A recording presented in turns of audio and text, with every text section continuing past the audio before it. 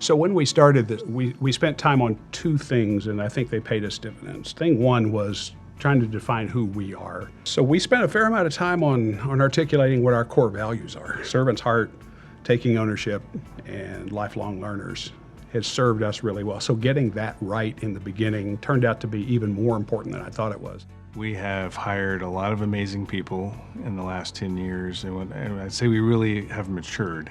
So when we started 10 years ago, it was very much every day was a new day, figure it out as it comes.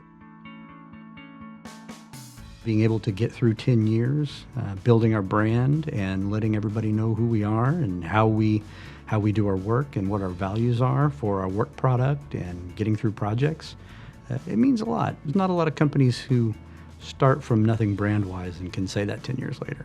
I was blessed to find two really smart partners, the three of us that founded the company, and we sat down and had some real soul-searching meetings. Do you want to just pull the plug on it, or do we double down and make the changes we need to make and get on with it? So we took option B, and that was the biggest challenge in the early days. After that, it was just building a business. It's the same kind of thing any entrepreneur would go through. What's the meaning behind being in Fort Worth? So two reasons. One of them was pragmatic. When we started the company, we took a look at where does everybody live? We had to pick a place to be, and so we start with, well, okay, where do our folks actually live? This part of Fort Worth turned out to be friendly for a lot of our folks, but we always knew we were going to have people that were wherever they needed to be.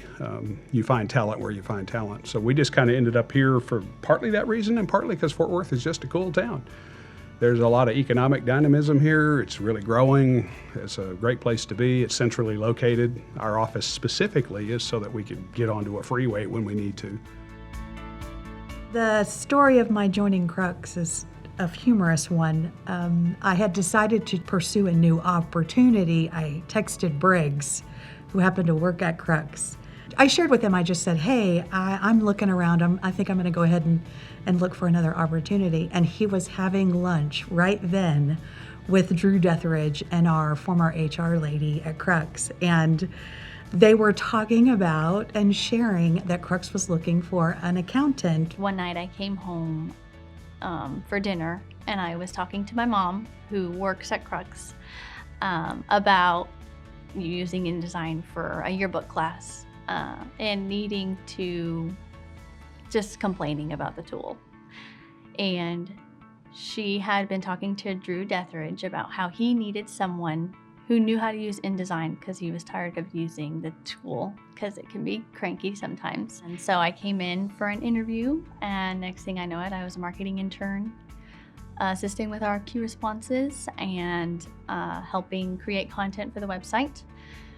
So I did that for a year or two, and then I got promoted as a marketing coordinator. Before I was hired with CRUX, I was invited to come take a look, meet the people, and I was able to join one of their meetings. And what struck me in that meeting was there was a room of professional designers and consultants. Everybody had an idea. Everybody's idea was welcome. At the end of that meeting, there were some to-dos, and there was just this collaborative approach within the people in that room, and that really struck me.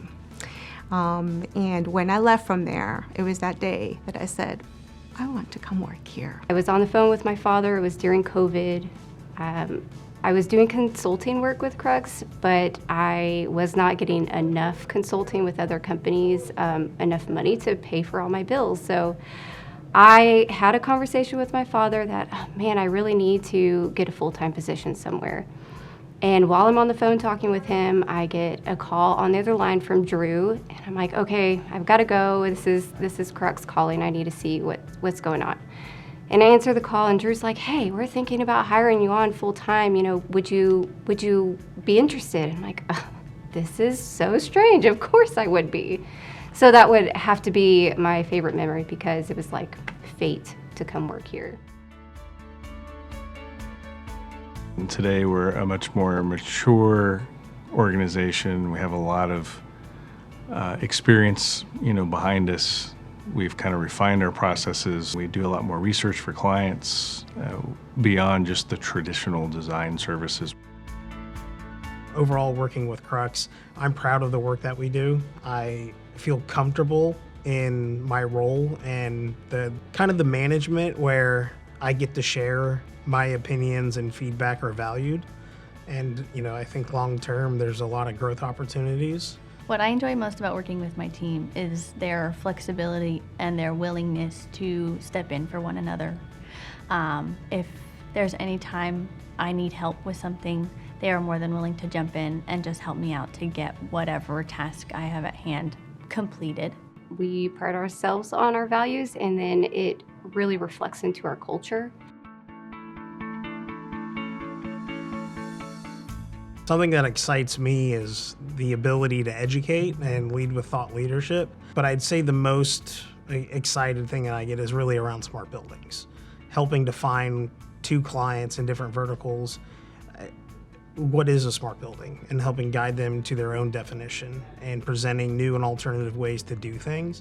If I had to name some very memorable projects that I've gotten to work on here at CRUX, the first one that sticks out to me is the Dr. Jandruko Academy for Early Learners in Mansfield.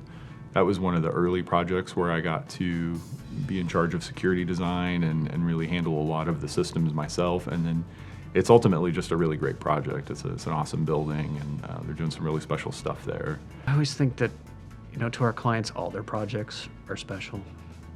I think our work with Uvalde would, to me, kind of be the flagship for us. A tremendous tragedy for the district and the town, and for this team to step up and volunteer. I think that's a good thing to hang our hat on in how we give back. We are very high trust and high performance. So we rely on folks to do their jobs from wherever they need to, whether that's out of some kind of obligation to a client or a personal convenience. We've often tried to find things and ways to give back, whether supporting school districts and their educational foundations. Our primary function was our desire to support schools, K through 12 schools. We were passionate about doing that and supporting those environments because kids are really important to CRUX, and we feel like that's an important part of our mission. We were able to just apply all these exciting new technologies to lots of new places. I see myself contributing to the company's future because my role is entirely around branding and messaging and storytelling. Getting the right story to the right people at the right times will really help us grow. I would love to see CRUX where we are doing work across the United States. And that's our table stakes, and being seen not as a local leader, but as a national group. I'd like for us to have very much the same team and culture, which will require a lot of thought, make sure we can propagate that properly. I think we're already pivoting, towards the future by expanding the types of services that we offer our clients. The marketplace is certainly evolving with a lot of new technology that's even at a much faster velocity than the first 10 years. I think we're going to have to become even more agile and more adaptable than we already are to embrace the new services in smart buildings that we are really rolling out now. Why do I believe that? Well, because I think what we call smart buildings today are really just going to be table stakes for buildings of the future.